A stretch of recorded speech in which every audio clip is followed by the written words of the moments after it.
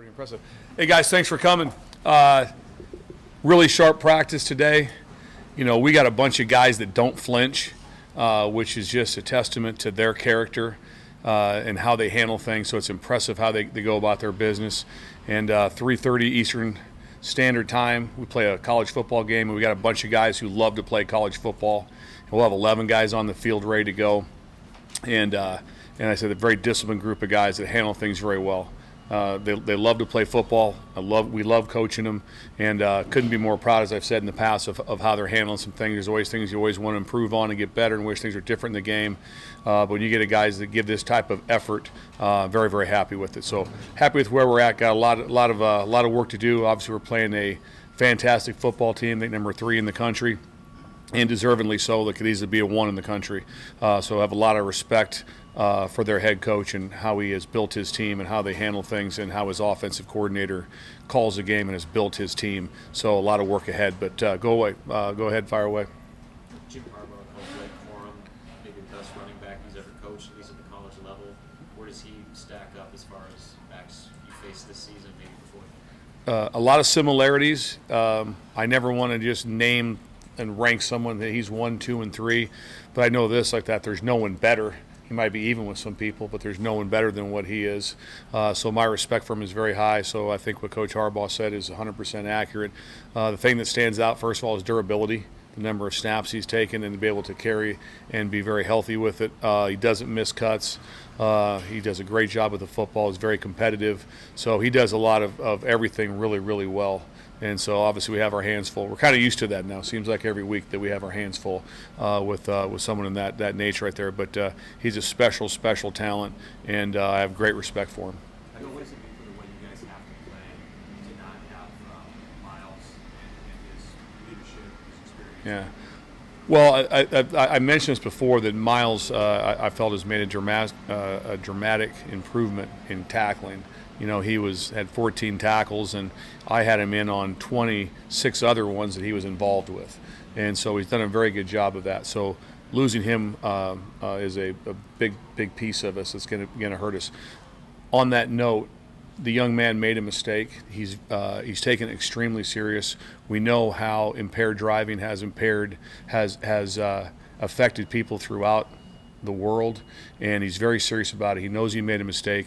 We're not taking it lightly, and we'll handle it the right way, and it's being handled internally. But like his coach said, he'll be suspended for this game, and like I said, he is devastated on how he handled himself in that situation. And again, but across the board right there, we are very aware of how devastating impaired driving is. Do you know who replaces him? What's that? Do you know who replaces him in the starting lineup? I do. Yeah, I coach that position, so it helps. Yeah. So I'm aware of that. Yes, I was at that. So obviously we'll get 11 guys out there. The first thing, we will have 11 out there. But we have some good options for us. Phelan Sanford's played a lot of football for us in that area. Deshaun Singleton is somebody that can play corner and at the safety spot. So that's a plus. And then we've been training all year long. Jaden Gould, a true freshman. So he's been getting reps with the 2s. It just hasn't come up in these past couple games for him to be able to play. So we feel good with where we're at. Like I said, we have guys that are ready to go, but it's a great challenge for them.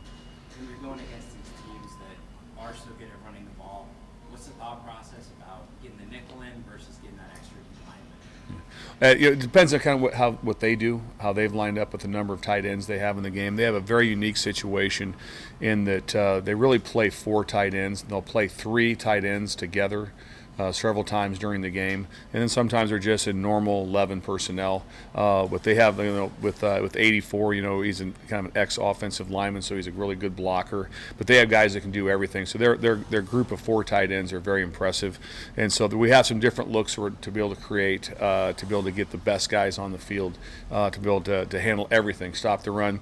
And that's the key to everything, obviously. And it's not so much stopping it is be able to control it, and then not be able to let the play action pass game get out of it, because they're very, very gifted at that area. The quarterback does a tremendous job at their play action pass, and all the tight ends and the diversity they can create with that.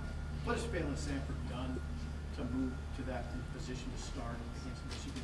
Well, the one thing, the reason he's there is because he's earned the right to be there. And so he's done an incredible job with work ethic. He played, like I said, a lot in the Purdue game when Buford went down with the injury.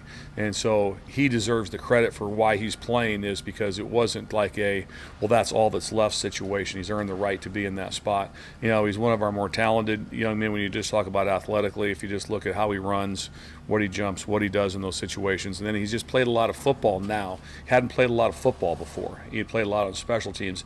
Well, now he's getting a lot of reps. So that builds his resume up to be able to play in this game. Ernest is getting a lot of snaps. How have you seen him holding up as he goes through his first Big Ten grind and maybe where he is compared to even a month ago? Yeah, very impressed with him. It is a lot for a true freshman, and then especially it's also a lot with the style of offenses that we're playing. That's a big difference when you have 330-pound guys rolling off the ball at you. And so, but he's handled it extremely well. I think he's really starting to enjoy it a lot more. I think because now it's starting to slow down to him. His work ethic is exceptional, and he's also got an exceptional coach in Coach Rude and how he's developing him. So Coach Rude deserves a lot of credit for why he's being so successful also. Another one on the nickel. What have you seen from Gifford? What has he kind of improved at in the last couple of weeks? He's been playing very well for us, and we had some opportunities also to substitute in and try to get Jay Wright in the game and have a chance to get Omar Brown in the game also. But then a lot of that times they were playing in base defense, and that wasn't able to get him in. But so Gifford ended up taking the majority of the snaps in that last game, the last couple games. He's been doing an extremely well job. Again, I think the game slowed down for him. He's done a nice job. He's really good in the run fits. He can cover tight ends man to man, and he's very, very, he has a high football IQ.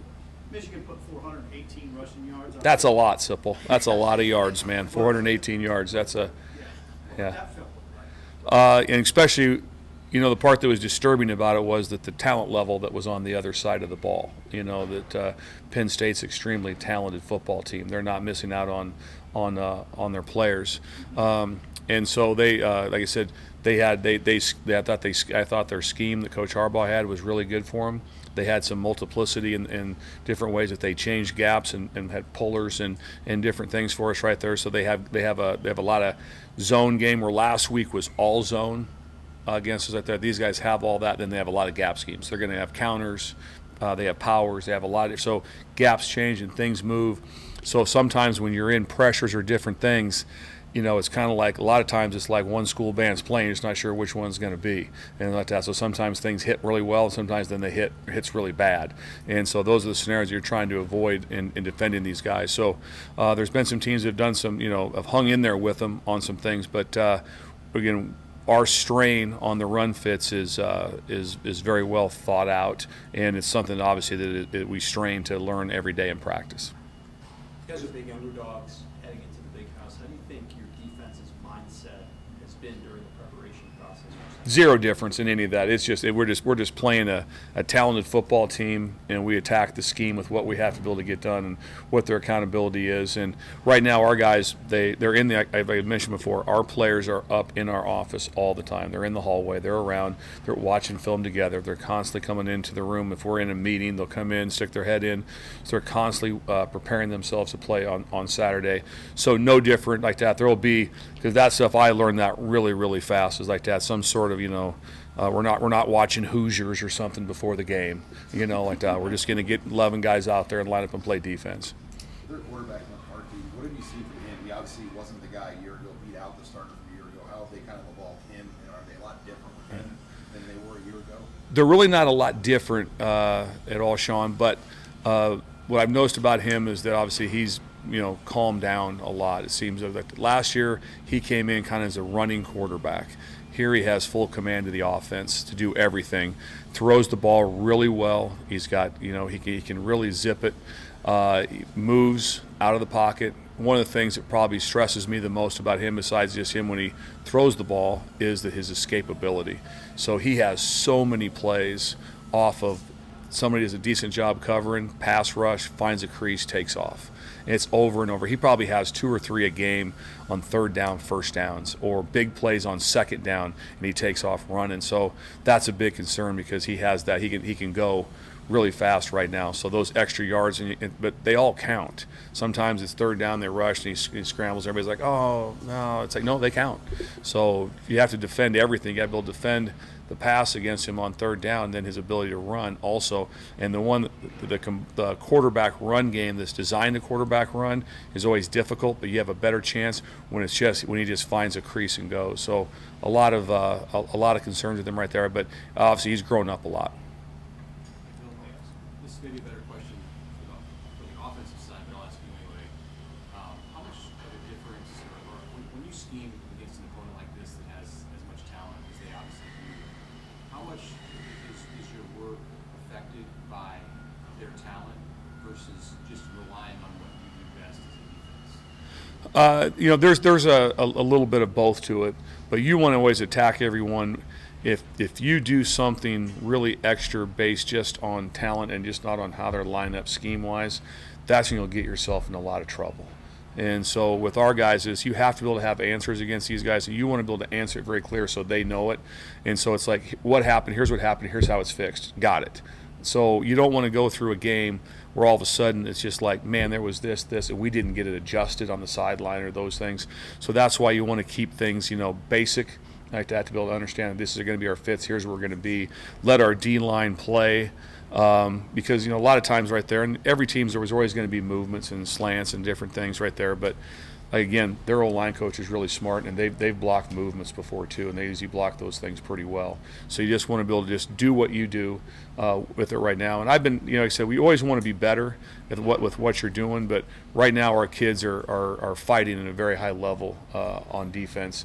We just got to be able to do a couple things better, Last game we got off the field really well on third down. I think they were 3 of 11, so that helped us give us a chance on some different things. But we just got to do better, across the board to be able to give our offense the ball back. And we didn't get any turnovers last week, so that was a struggle for us. All right, thanks guys, appreciate you. Yep.